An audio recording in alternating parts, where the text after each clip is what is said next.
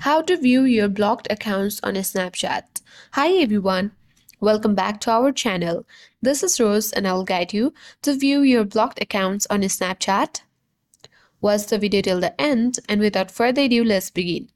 Launch your Snapchat app. Log into your account. Now navigate to chat icon at bottom left corner. For demo, let's block a user. You can scroll down. Long press on particular friend and tap on manage friendship and tap block button and select block button. Now tap on the profile icon at top left corner of your screen and navigate to setting icon at top right. Now from here you need to scroll down and look for the option of blocked. Simply tap on blocked users and here you will see all the list of the blocked users or accounts on Snapchat. So this way you can easily view your blocked accounts on Snapchat. I hope this guide was helpful. If it was, then do like, share, comment and don't forget to subscribe. Thanks for watching and I'll see you in the next video.